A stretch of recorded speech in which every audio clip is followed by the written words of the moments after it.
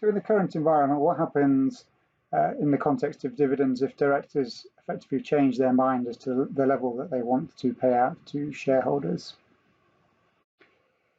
This question is one that is commonly being asked at the moment, and what directors need to do will depend on where they are in the process. And firstly, we'll look at final dividends, so i.e. dividends that require the approval of shareholders. If the notice of general meeting of the shareholders has already been dispatched, then the directors have really two choices. Firstly, to amend the resolution that the shareholders are asked to consider, or secondly, to withdraw it.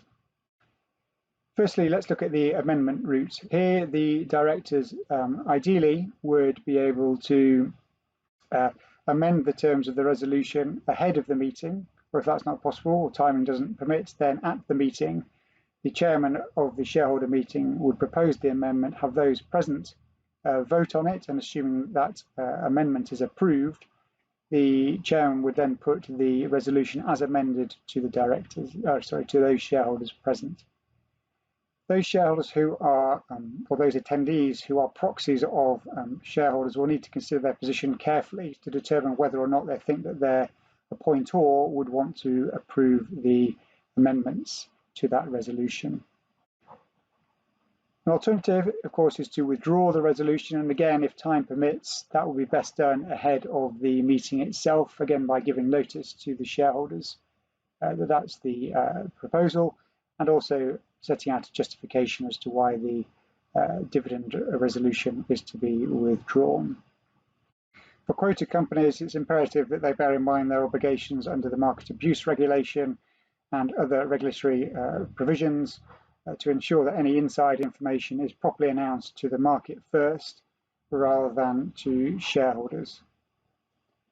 A further consideration or option may be to try and delay payment, or indeed seek approval of shareholders if the resolution has already been approved, such that they waive their rights to that entitlement.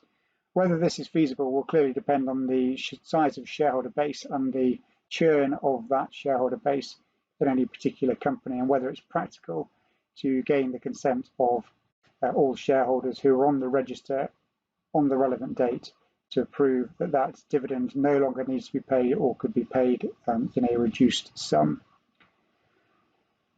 If the unanimous consent of all shareholders isn't appropriate, then one practical step might be to perhaps approach the largest shareholders and get them to approve the waiver of the dividend to them, therefore retaining some cash in the business while still enabling the company to meet its legal obligations to pay the dividend to those non-consenting shareholders. Companies on the verge of or in insolvency will absolutely need to consider the duties of their creditors in this scenario, and rather than pay dividends if they believe that they are insolvent, then it may be, having taken appropriate advice, it may be appropriate that those payments simply are not made, given the wider insolvency concerns and the duties owed to creditors. But in those circumstances, it's imperative that independent advice is sought at the earliest opportunity.